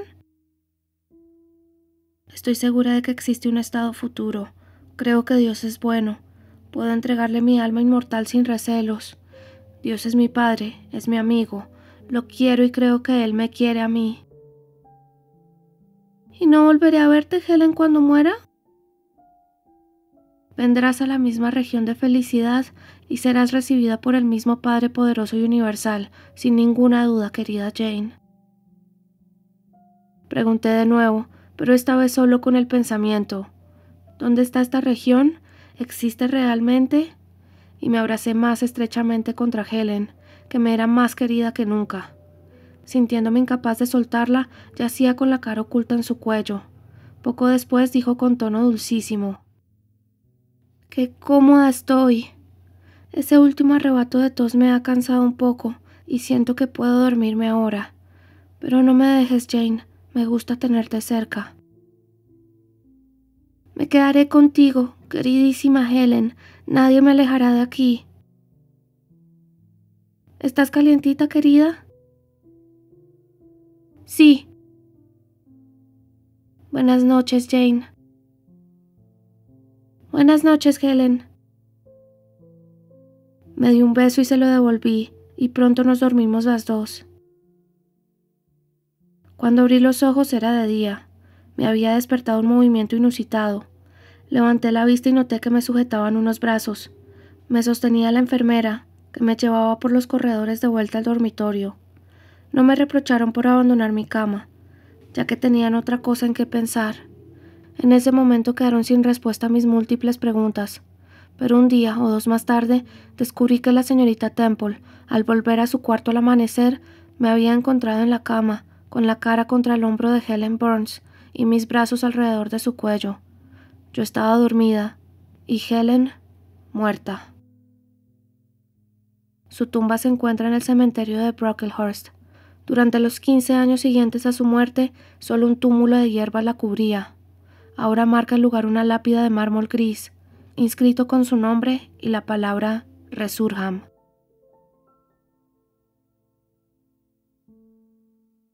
Volumen 1. Capítulo 10. Hasta aquí he contado con detalle los sucesos que conformaron mi insignificante existencia.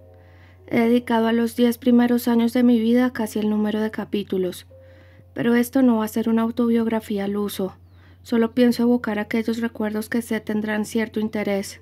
Por lo tanto, pasaré casi por alto un espacio de 8 años. Solo harán falta unas líneas para mantener la conexión de la narración. Cuando la fiebre tifoidea hubo cumplido su misión de devastación en Lowood, fue desapareciendo poco a poco, pero no sin antes llamar la atención del público hacia la escuela, por su virulencia y el número de víctimas. Se investigó el origen de la epidemia, y gradualmente salieron a la luz hechos que provocaron una gran indignación en la opinión pública. La naturaleza malsana del lugar, la cantidad y la calidad de la comida, el agua fétida con la que se preparaba, la ropa y el alojamiento deficientes. Todas estas cosas se conocieron, y su conocimiento produjo un resultado mortificante para el señor Brocklehurst, pero prometedor para la institución. Varios personajes ricos y caritativos del condado donaron dinero para la construcción de un edificio mejor acondicionado en un lugar más adecuado.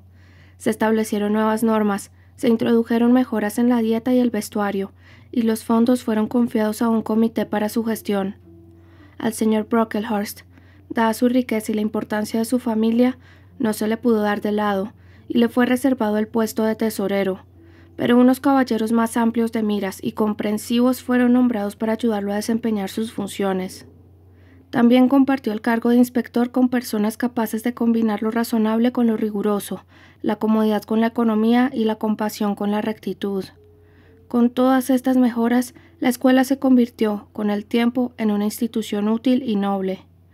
Yo continué entre sus muros después de la reforma 8 años, 6 de alumna y 2 de profesora, y tanto en un caso como en el otro doy fe de su valor e importancia. Durante esos 8 años mi vida fue uniforme, pero no desdichada, porque me mantuve activa. Tuve a mi alcance el medio de lograr una esmerada educación. Me impulsaron la afición por algunas de las asignaturas y el afán de medrar en todas ellas, junto con el gran placer que sentía al complacer a mis profesoras, sobre todas las que quería. Me aproveché al máximo de las ventajas que se me brindaron. Con el tiempo me convertí en la primera de la clase y después en profesora, cargo que desempeñé con gusto durante 2 años, hasta que cambió mi situación. La señorita Temple, pese a todos los cambios, siguió siendo la directora de la escuela. Yo debía a sus enseñanzas la mayor parte de mis conocimientos, y su amistad y su compañía fueron un constante consuelo para mí. Me hizo las veces de madre, maestra y, en la última época, compañera. En este periodo se casó y se trasladó con su marido, un clérigo, muy buena persona y casi digno de tal persona, a un condado lejano, como consecuencia de lo cual la perdí. Desde el día de su partida yo no fui la misma. Con ella se marcharon mi sensación de estabilidad y las asociaciones que habían hecho de Lowood casi un hogar para mí. Me había imbuido parte de su manera de ser y muchos hábitos suyos. Mis pensamientos se habían hecho más armoniosos, y mi mente se había poblado de sentimientos más controlados. Me había sometido al deber y al orden. Estaba tranquila, creía estar contenta. A los ojos de los demás, y generalmente incluso a los míos propios, parecía una persona disciplinada y sumisa. Pero se interpuso entre la señorita Temple y yo el destino, en forma del reverendo señor Nasmith. La vi montar en un coche de posta con su ropa de viaje poco después de su boda, y vi cómo el coche subía a la colina y desaparecía al otro lado. Después me retiré a mi cuarto, donde pasé a solas la mayoría del mediodía de fiesta que nos habían concedido en honor a la ocasión. Estuve casi todo el tiempo paseando por la habitación. Creía que solo lamentaba mi pérdida y pensaba en repararla, pero cuando acabé de reflexionar, me di cuenta de que había acabado la tarde y avanzada la noche. Hice otro descubrimiento. Se había obrado en mí un proceso de transformación. Había desechado en mi mente todo lo que ésta se había apropiado de la señorita Temple, o mejor dicho, ella se había llevado consigo el espíritu sereno con el que me había rodeado, y al marcharse me había dejado en mi elemento natural, y sentí removerse viejas emociones. No tenía la sensación de haber perdido un apoyo, sino una motivación.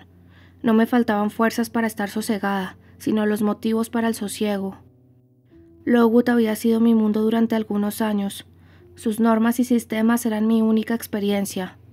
Me acordé de que el mundo real era grande y que a los que tenían el valor de lanzarse a él para buscar la verdadera vida ofrecía una amplia gama de esperanzas y temores, de sensaciones y emociones entre sus peligros. Me acerqué a la ventana, la abrí y me asomé. Allí estaban las 2 alas del edificio, el jardín, los alrededores y el horizonte montañoso. Mis ojos pasaron por alto todos los objetos salvo las lejanas cimas azules.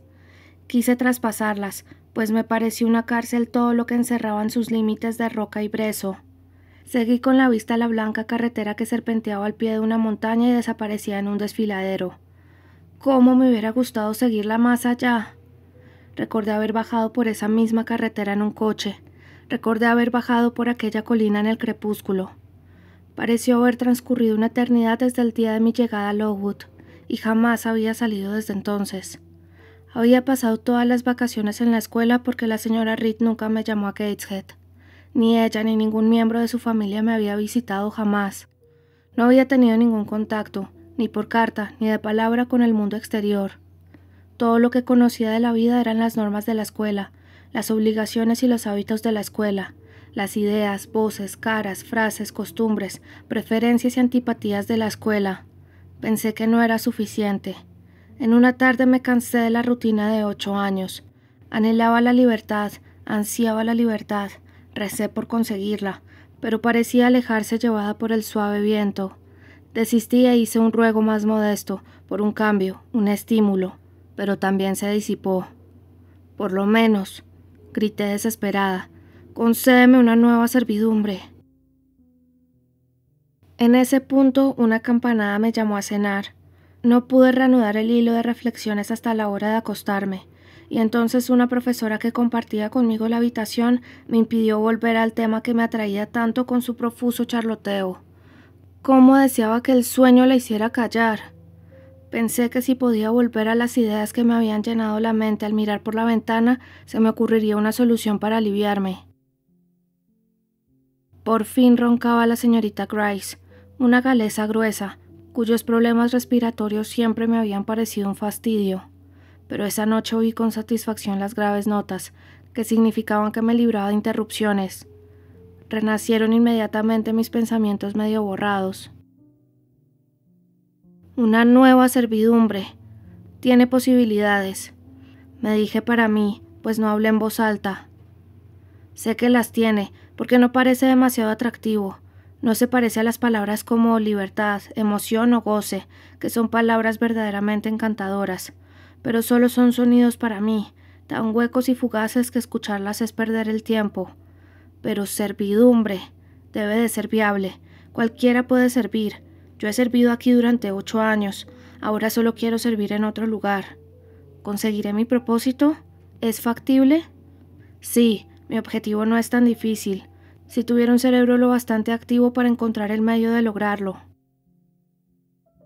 Me incorporé en la cama con el fin de que se despejara mi cerebro. Hacía frío esa noche, y me cubrí los hombros con un chal antes de ponerme a pensar de nuevo con todas mis fuerzas. ¿Qué es lo que pretendo? Un nuevo puesto en una nueva casa, entre caras nuevas y bajo circunstancias nuevas. Esto es lo que quiero, porque es inútil querer algo mejor. ¿Cómo hacen los demás para conseguir un puesto nuevo? Acuden a sus amigos, supongo. Yo no los tengo. Hay muchos otros que no tienen amigos, que deben buscar sin ayuda y velar por sí mismo. ¿Cómo se las arreglarán? No pude saberlo, no encontré respuestas, así que di orden a mi cerebro de que buscara una solución rápidamente. Se puso a funcionar cada vez más intensamente. Noté cómo latía el pulso de mis sienes. Se esforzó caóticamente mi cerebro durante 1 hora, pero sin hallar resultados. Febril a causa de mis vanos intentos, me levanté y di vueltas por el cuarto. Corrí la cortina, miré las estrellas, tirité de frío y me deslicé de nuevo en la cama. Una hada buena debió de depositar la solución sobre la almohada en mi ausencia, porque al tumbarme acudió del modo más natural a mi mente. Los que buscan empleo se anuncian. Debes poner un anuncio en el Herald del condado de... ¿Cómo? Si yo no sé nada de anuncios. Las respuestas acudían ahora rápida y fluidamente. Debes enviar el anuncio y el dinero para pagarlo con una carta dirigida al editor del Herald. Debes echarle al correo en Lowtown a la primera oportunidad.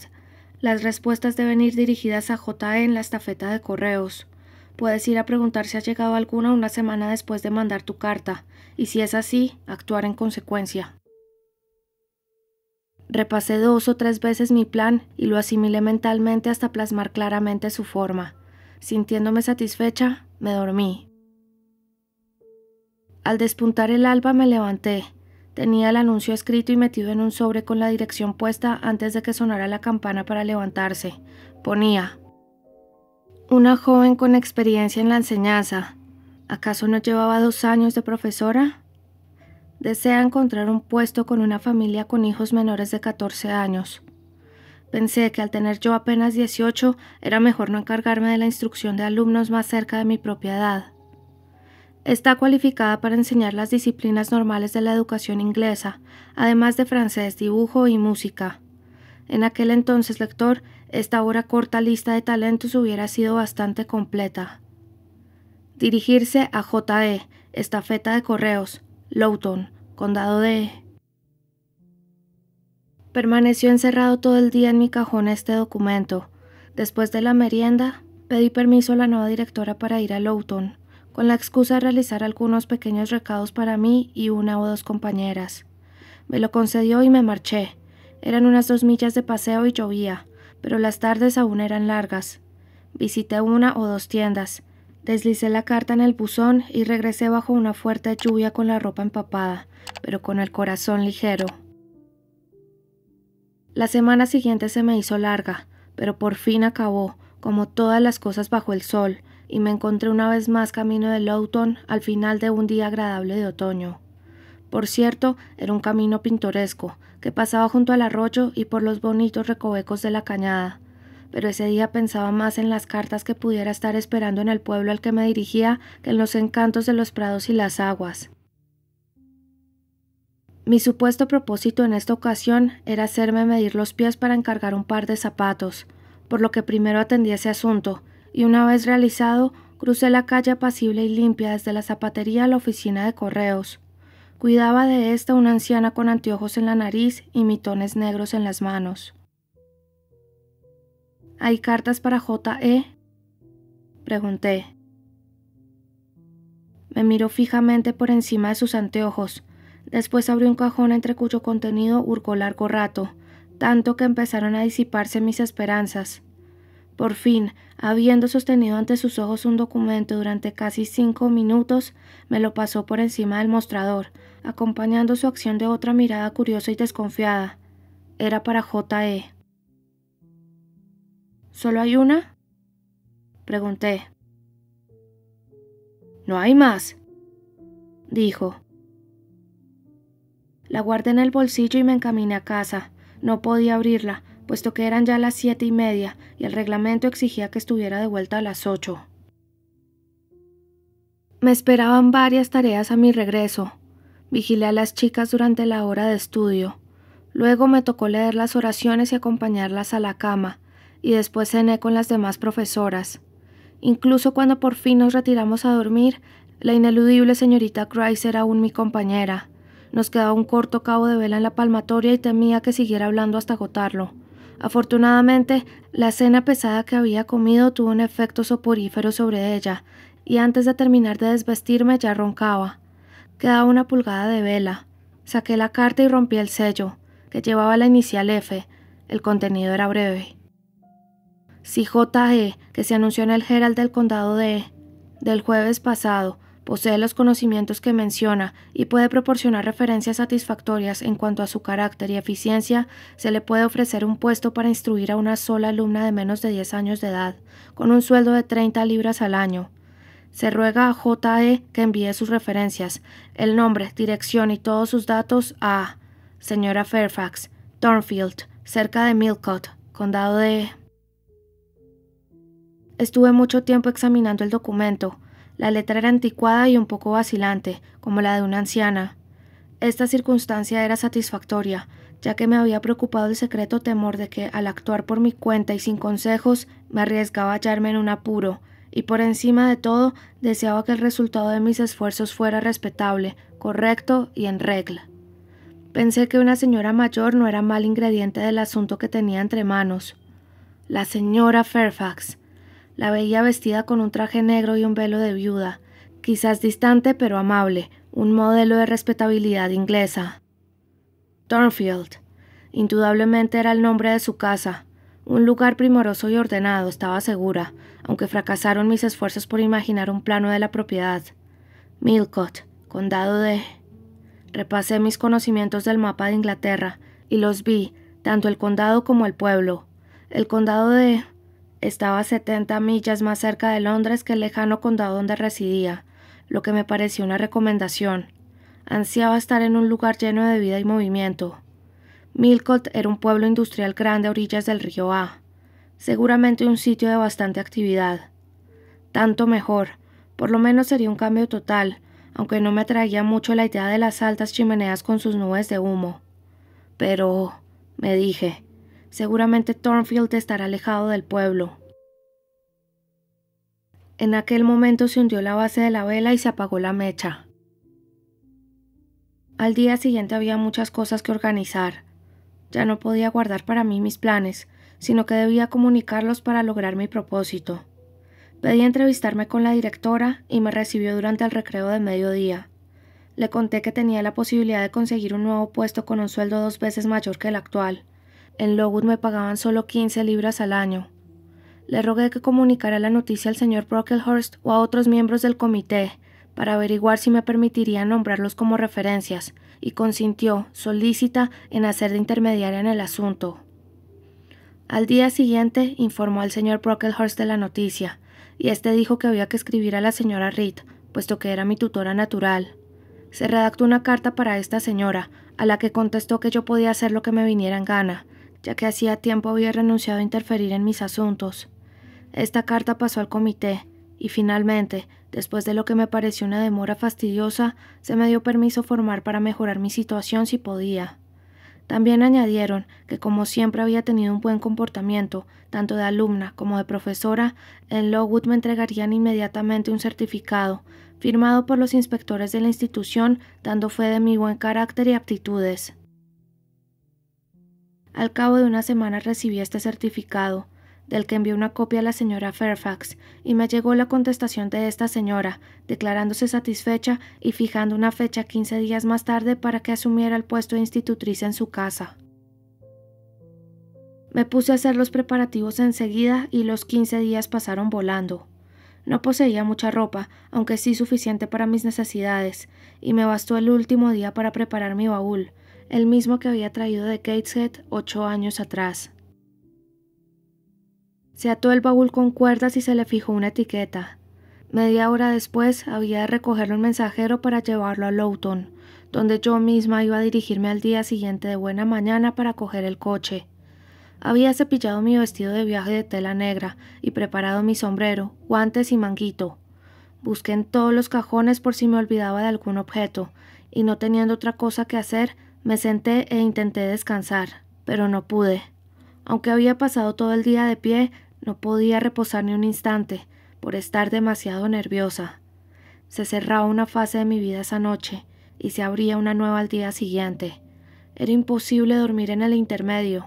Debía vigilar ansiosa el cumplimiento del cambio. «Señorita», me dijo una criada en el pasillo, donde erraba como alma en pena. «Abajo hay una persona que quiere verla».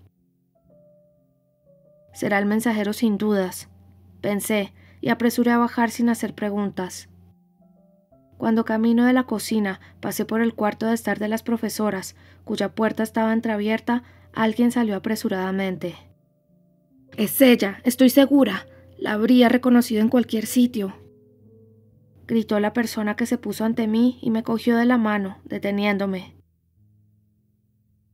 Miré y vi a una mujer vestida como una criada bien arreglada, una matrona, aunque todavía joven, guapa y vivaz, con el cabello y los ojos negros.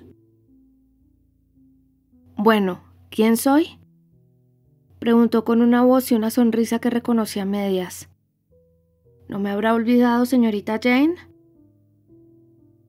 Inmediatamente la abracé y besé extasiada. «Bessie, Bessie, Bessie», fue lo único que dije, haciéndola reír y llorar a la vez. Entramos ambas en la sala, donde junto a la chimenea se encontraba un niño de 3 años, con traje de pantalón de cuadros escoceses. «Es mi hijo», dijo Bessie enseguida. «¿Entonces estás casada, Bessie?». «Sí, desde hace 5 años, con Robert Leven, el cochero, y además de este, que se llama Bobby, tengo una niña a la que le he puesto Jane». «¿Y no vives en Gateshead?». «Vivo en la portería, ya que se ha marchado el antiguo portero». «Bueno, ¿cómo están todos? Cuéntamelo todo, Bessie, pero siéntate primero, y tú, Bobby, siéntate aquí en mis rodillas, ¿quieres?». Pero prefirió acercarse tímidamente a su madre. «No se ha hecho muy alta, señorita Jane, ni muy gruesa», prosiguió la señora Leven. «Supongo que no le han dado demasiado bien de comer en la escuela. La señorita Eliza le saca la cabeza y los hombros, y la señorita Georgiana le dobla en anchura». «Georgiana será guapa, ¿verdad, Bessie?». «Mucho. Se fue a Londres el invierno pasado con su madre y la admiró todo el mundo, y se enamoró de ella un joven lord, pero la familia de él se opuso al matrimonio. ¿Y qué le parece? Él y la señorita Georgiana trataron de escaparse, pero los encontraron y los detuvieron. Fue la otra señorita Reed la que los descubrió. Creo que le tenía envidia. Ahora ella y su hermana se llevan como el perro y el gato. Siempre están riñendo. ¿Y qué hay de John Reed?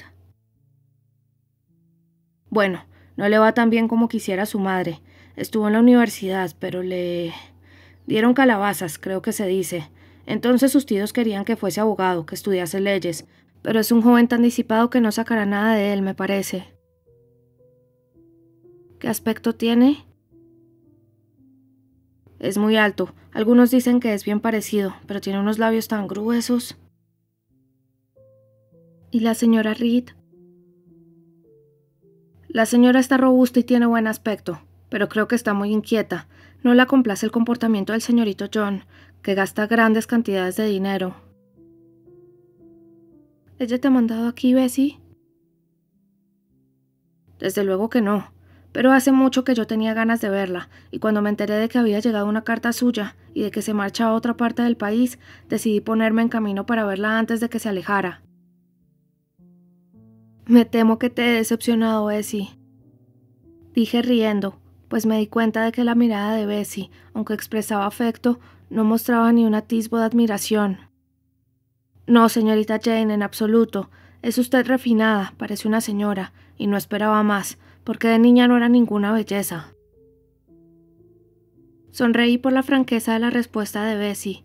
Me pareció correcta, pero confieso que su contenido no me dejó indiferente. A los 18 años, la mayoría de nosotros queremos agradar, y el convencimiento de que nuestro aspecto no acompaña este deseo nos produce todo menos placer. Pero me imagino que será muy lista, continuó Bessie como para consolarme. ¿Qué sabe hacer? ¿Sabe tocar el piano? Un poco.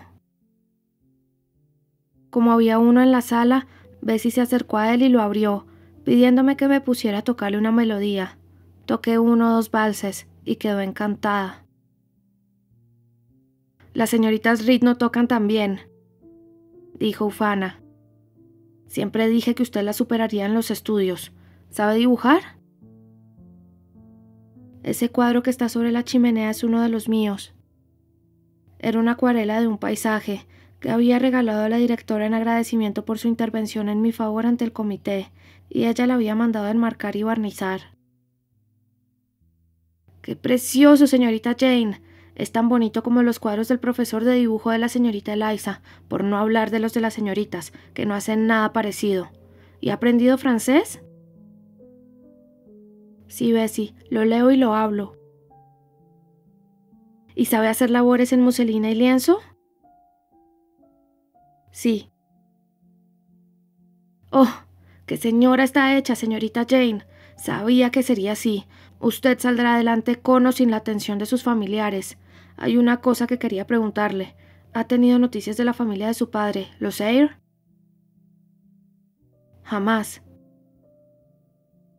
Bueno, ya sabe que la señora siempre ha dicho que eran pobres y desdeñables. Puede que sean pobres, pero creo que son tan señores como los Reed, porque un día, hace casi 7 años, vino a Gateshead un tal señor Eyre, que quería verla. La señora le dijo que estaba usted en la escuela, a 50 millas de distancia. Pareció muy decepcionado, pues no podía detenerse, porque se iba a un viaje al extranjero en un barco que salía de Londres un día o 2 después. Tenía todo el aspecto de un caballero, y creo que era hermano de su padre. ¿A qué país extranjero se iba, Bessie? A una isla a miles de millas, donde hacen vino, me lo dijo el mayordomo. ¿Madeira? Sugerí. Sí, esa palabra era. ¿Y se marchó? Sí, no se quedó mucho tiempo en la casa. La señora lo trató muy altivamente y después lo llamó comerciante ruin. Mi Robert cree que era un comerciante en vinos. Bessie y yo estuvimos conversando sobre los viejos tiempos durante 1 hora más, después de lo cual se vio obligada a dejarme. La vi de nuevo unos minutos al día siguiente en Loughton, mientras esperaba la diligencia. Nos separamos finalmente en la puerta de la posada Brocklehurst Arms. Cada uno emprendió su propio camino. Ella hacia la cima de la colina de Lowood para coger el coche que la había de llevar de regreso a Gateshead. y yo me subí al vehículo que me iba a conducir hacia nuevas obligaciones y una nueva vida en desconocidos parajes cerca de Millcote.